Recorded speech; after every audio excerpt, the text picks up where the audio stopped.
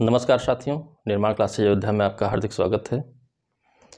समस्या और समाधान जो आपके प्रीलिम्स और मेंस के मोस्ट इम्पॉर्टेंट प्रश्न हैं, साथ ही साथ इंटरव्यू में भी कई बार ऐसे प्रश्न पूछे गए हैं और ऐसे प्रश्नों का सही उत्तर देने वाले अक्सर टॉपर रहे हैं। इस बात को भी याद रखे रहिएगा। तो एक जेन्युइन आंसर हमारा क्या होना चाहिए, उसके आधार पर हम लोगों की ये श्रृंखला चल रही है। आज सीआरपीसी के एक इलस्ट्रेशन के साथ मैं हूँ। एक छोटी सी समस्या है, एक छोटी सी बात है, उसी को लेकर के हम आज देखते हैं क्या निर्णय होगा, इस समस्या का क्या समाधान होगा। समस्या क्या है?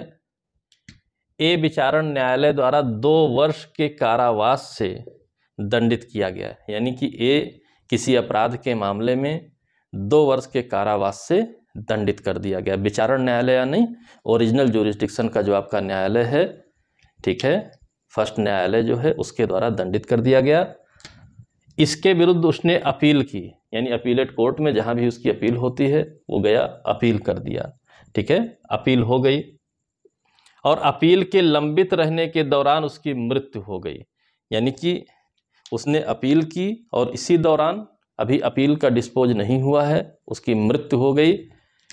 तब उसके पुत्र बी ने अपील जारी रखने हेतु अनुमति हेतु, यानी कि बी जो था उसने अपने पिता की अपील को जारी रखने के लिए, ठीक है, अनुमति हेतु आवेदन किया।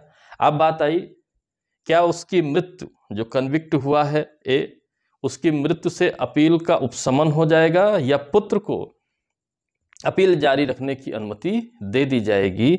यही प्रश्न है। क्या अपील का उपशमन हो जाएगा? निर्णय कीजिए। यानी कि आपराधिक मामले में इसी बात को अगर हम बदल लें, आपराधिक मामले में अपील के दौरान जो कन्विक्टेड पर्सन है, ट्रायल न्यायालय द्वारा, विचारण न्यायालय द्वारा, क्या उसकी मृत्यु हो जाए तो अपील का उपशमन हो जाता है या अपील को जारी भी रखा जा सकता है? यह प्रश्न है आपका, मोस्ट इम्पॉर्टेंट प्रश्न है, हर जगह पूछा हुआ प्रश्न है, बिल्कुल स्पष्ट आपको उत्तर पता होना चाहिए। ठीक है, तो आप कहेंगे क्या? यहाँ पर डायरेक्टली यस और नॉट हमें नहीं लिखना है। हमारी आपकी चर्चा हो चुकी है पिछले किन्हीं दृष्टांतों में कि क्या सीधे हम यस और नॉट लिखेंगे या किन्हीं शर्तों को लिखते हुए। तो यहाँ पर सीधे तौर पर उपशमन हो जाएगा या नहीं हो जाएगा, उसकी भी अपनी टर्म एंड कंडीशंस हैं।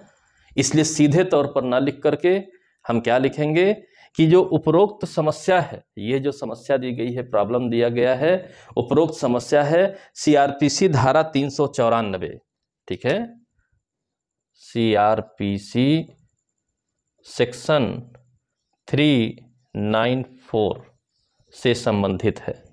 ठीक है, सीआरपीसी 394 से संबंधित है। अब बात आई, ये किससे संबंधित है?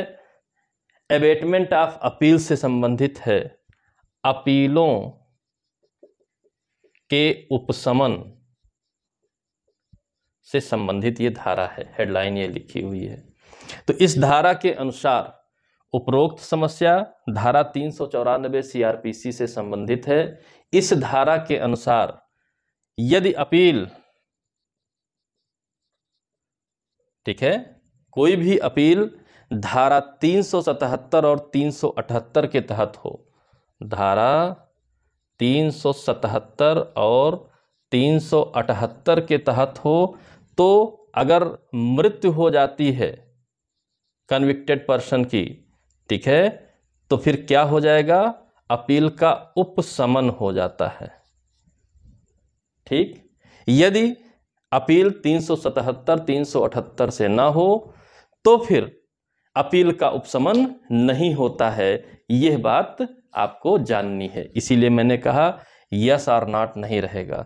तो उपरोक्त मामला धारा 377 378 में अपील के अंतर्गत नहीं आता। क्योंकि धारा 377 स्टेट गवर्नमेंट के द्वारा अपील की जाती है। कैसे मामलों में? ठीक है, इस मामले को आपको लिखना पड़ेगा, दंडादेश के विरुद्ध। ठीक है, धारा 377 स्टेट गवर्नमेंट द्वारा दंडादेश यदि अपर्याप्त है या अपर्याप्त दंडादेश के विरुद्ध की जाती है, इसलिए यदि उस कन्विक्टेड पर्सन की मृत्यु हो जाती है तो उपशमन हो जाएगा। ठीक। दूसरी बात 378 में बात आती है, यहां पर दोष मुक्ति के विरुद्ध अपील होती है। दोष मुक्ति के विरुद्ध अपील होती है। इस मामले में भी यदि जिस पर्सन की दोष मुक्ति की बात है अगर उसकी मृत्यु हो जाती है तो अपील का उपशमन हो जाएगा। ठीक। अब बात आई, यहां तो दोष सिद्धि के विरुद्ध अपील की गई है, यानी कि मैं गिल्टी नहीं हूं इसके लिए अपील की गई है, मुझे गलत सजा दी गई है इसके लिए अपील की गई है। यहीं पर लॉजिक भी छिपा हुआ है आपका। यदि आप ट्रायल कोर्ट द्वारा ही दोष मुक्त हो तो आपकी मृत्यु हो जाती है अपील में, तो आप दोष मुक्त के रूप में ही मर गए। ठीक है। दंडादेश कम है और आपने अपील नहीं की है, स्टेट गवर्नमेंट ने अपील कर दी है तो आपकी मृत्यु हो गई, तो स्टेट गवर्नमेंट दूसरे को तो सजा दिला नहीं पाएगी, इसलिए भी अपील का उपशमन हो जाता है। लेकिन यहां मेन मुद्दा क्या है, क्यों उसके लड़के को अनुमति दी जा रही है, इस बात को समझे रहिए। हो सकता है लॉन्ग क्वेश्चन में आ जाए, तो बड़ा स्पष्ट सा मुद्दा है कि कोई व्यक्ति कन्विक्ट कर दिया गया है विचारण न्यायालय द्वारा, तो जब वो अपने कन्विक्शन के अगेंस्ट अपील में जाता है तो मांग करता है कि हमें दोषमुक्त बाइज्जत बरी किया जाए, यानी कि हम ये कलंक लगा करके नहीं मरना चाहते हैं। और अपील के दौरान ही यदि उसकी मृत्यु हो जाती है तो इसका मतलब कलंक लगा रह जाएगा।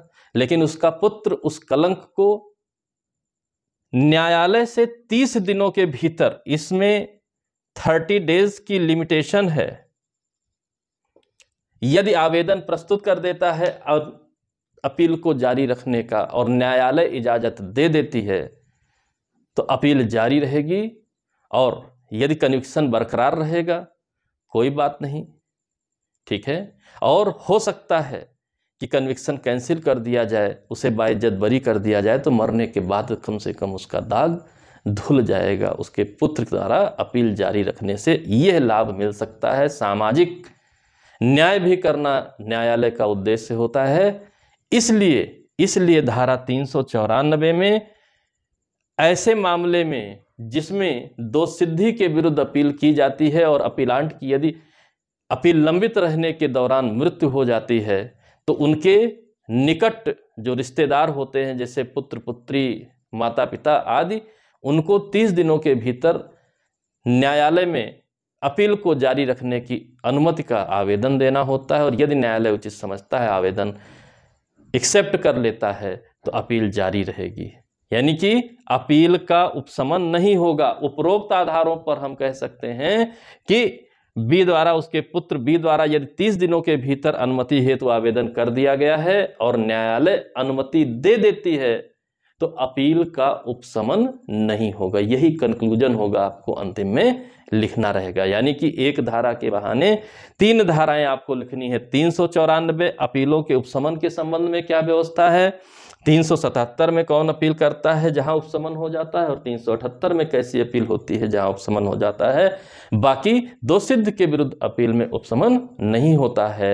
या 30 दिनों के भीतर आवेदन दे दिया जाए और न्यायालय द्वारा अनुमति दे दी जाए तो उसके निकट रिश्तेदार अपील को जारी रख सकते हैं। मोस्ट इंपॉर्टेंट क्वेश्चन है, व्यवहारिक क्वेश्चन है, प्री मेंस इंटरव्यू तीनों जगहों पर पूछा गया क्वेश्चन है। यदि आप सेटिस्फैक्ट्री उत्तर नहीं देते, क्योंकि इंटरव्यू में अगर आप बैठे हुए हैं तो पूछेगा भाई क्यों अनुमति दे दें, वो तो मर गया, तो आप बताइए सोशल जस्टिस की भी आवश्यकता है, कलंक लगा के मरा है, बाद में ही कलंक हम धुल दें, ऐसा आपको बताना पड़ेगा, अन्यथा नंबर नहीं मिलेगा, कारणों को जानना पड़ेगा। आशा करता हूँ वीडियो पसंद आई होगी। पसंद आई हो तो लाइक करें, शेयर करें। या चैनल को सब्सक्राइब ना किया हो तो चैनल को सब्सक्राइब करें। इसी तरीके के प्रॉब्लम बेस्ड क्वेश्चंस आपको लगातार मिलते रहेंगे, सीआरपीसी, एविडेंस, आईपीसी सभी के। और आपकी परीक्षा होने वाली है, यूपी एपीओ मेंस भी होने वाली है, रिजल्ट आ चुका है, और बिहार एपीओ मेंस भी होने वाला है, रिजल्ट आ चुका है। आप जानते हैं ऐसी समस्याएं हर एक क्वेश्चन के साथ लगी ही रहती हैं। तो फिर पूरा नंबर पाना है तो वीडियो आपको देखना है। देखते रहिए, समझते रहिए। कोई समस्या हो निश्चित बताइए। और इसी के साथ आपसे आग्रह है, चैनल को सब्सक्राइब करिए।